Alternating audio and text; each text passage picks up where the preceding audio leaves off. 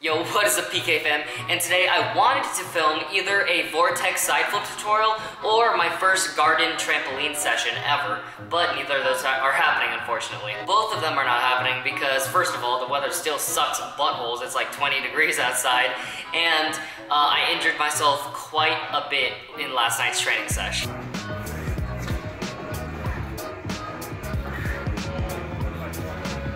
Yeah! Weenie. Alright.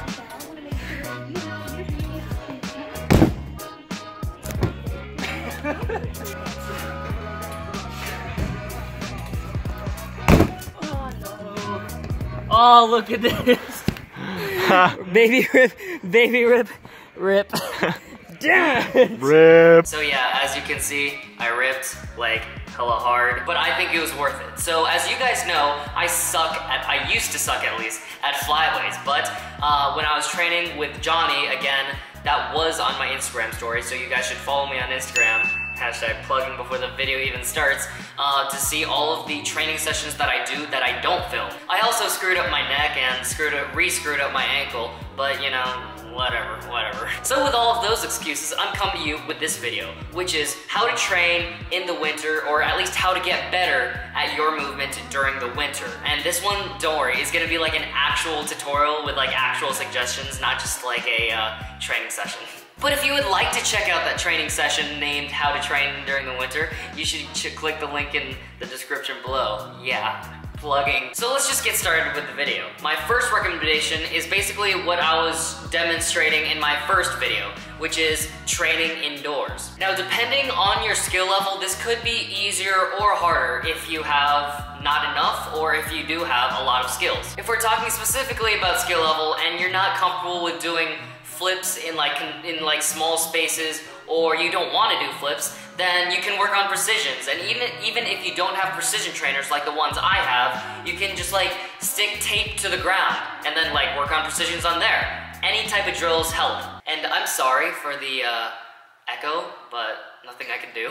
To make it even more interesting, you can like lay out a really long piece of tape and then work on like cartwheel precisions, or if you are comfortable with the flips, backflip precision, side flip precision, all of the precisions, man. And then if you use some excuse like my ceilings are too low, then work on low backflips. See how low you can set for a backflip or a side flip or any flip. Or if you have a really small room, someone did a cork in an elevator. If they can do a cork in an elevator, you can work up to doing flips in your room. So yeah, that's the first thing, just training indoor. The next thing is again at home, and this is more indirectly getting better at your movement. This one is just stretching or working out at home.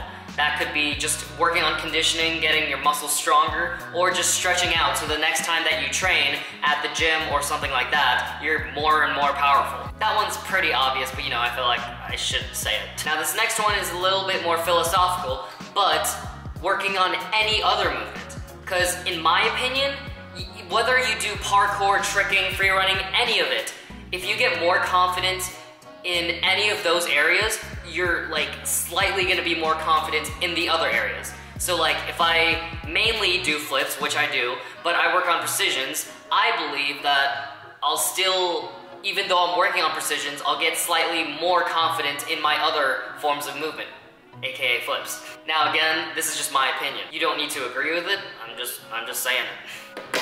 Now the last thing that I recommend doing to get better at parkour, and probably the most indirect way, but still kind of getting better, is that you can do at home, is looking online at tutorials, at parkour tutorials. Just so you know like exactly what you're doing wrong the next time that you record yourself. And then that kind of segues us to the next thing. Looking at footage of yourself move, and then just looking at your habits. So yeah, watch tutorials, study your movement. And then since we're already on the topic of kind of watching videos and things like that, watching parkour videos so that you get even more hyped to train the next time you want to train, or the next time you can train. You know, not to shameless plug, but you know, I got some pretty cool parkour videos if you want to get hyped to those. Link in the description. Just a few of them, not all of them. Or maybe my playlist of my favorite parkour videos. What am I doing? Now, all of those that I mentioned previously are all things that you can do in your own home. So these next few ones are gonna be ones that you have to like go somewhere, or do something specific to blah, blah, you'll see. So the next thing I can recommend is going to a trampoline park because, you know, it's indoor, so you're not affected by the weather, and you can probably get hyped and go with your friends and things like that. You would go on the trampoline, work on your flips, and increase your air awareness for the next time that you train. Speaking of trampolines, just to let you know, my trampoline from the competition, link in the description of the vlog of the competition, will be coming in today. The trampoline will be coming in today. I'm pretty hyped about it.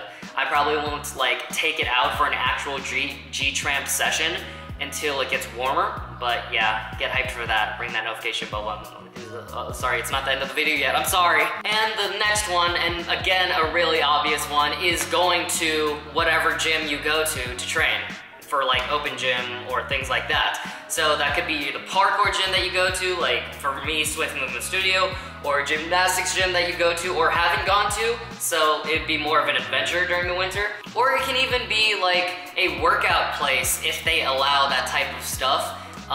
Because, you know, there are bars at workout places for like pull-ups and things like that. Or I am guilty of going to workout places, workout gyms, specifically just to do flips, because you know what, why not? You'd be surprised how awesome the bar setups are at workout places. The next one is the freaking dumbest one.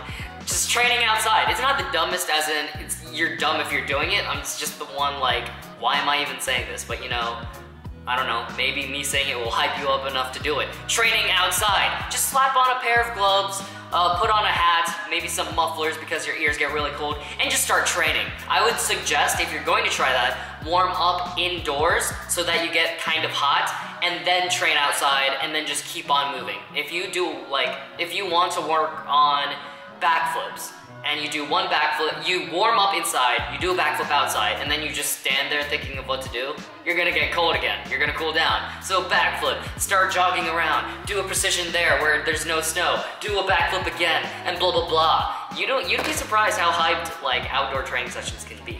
Now my last suggestion as something that you can do during the winter to like kind of get you better at parkour, which is again another indirect one kind of, is thinking about moves that you want to work on in your next training session and moves that you are currently working on but don't specifically have on lock. So making a list. Now, this may seem pretty easy and it'll only take like 5 minutes, but I've spent like a solid 45 minutes thinking of moves and lines I want to do for competitions, for training sessions, for jams, just things like that. So you can just write this list down on a piece of paper. I personally do it on my phone. So basically there are two categories, the pending movement and your next movement. Pending movement is movement that you don't, or moves you don't have specifically like consistent.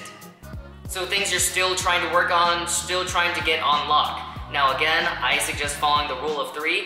3 in a row means you kind of have it. 3 in a row for 3 days straight means you really have it. This is probably the section of the list that most people don't have, because once someone has landed a move once, they usually think, okay, I learned the move. But no, that's not the case at all. Now, of course, there's the second part of the list, which is next movement, which a lot of people have, which is like thinking about all the moves that you want to work on that you haven't even tried yet. I'm not setting moves like triple full on my list yet, like scoot triple full on flat, because I'm still trying to get scoot double full on flat consistent. So scoot double fulls are actually in my pending movement part of the list. And yeah, that's everything I gotta say, guys. I really hope this helped, I guess. Some of you will find this video helpful, some of you are gonna be like, this is a waste of time, but whatever. If it helped you, I'm glad it did. And also, if it did, please remember to like, share, subscribe, and ring that notification bell button. You should also ring the notification bell button because, you know, my G-Tramp is coming in soon, and I'm about to have some trampoline training sessions recorded and posted for you guys. Also, Alec, this dude, oh, so close. The one that I've met in like 2 competitions and like have stayed with him and have vlogged with him for a while, he's gonna be coming to Cincinnati in February, which is this month, what am I saying? And he'll be staying with me. So I'm gonna obviously vlog with him and like introduce him to everyone. It's gonna be funny because he knows everyone from my vlogs, but no one will know him. But yeah, it's gonna be funny stuff. Anyway, that's why you should ring it. I'll see you guys in the next one. PK per snap. Wow. Oh, I wanna be like you.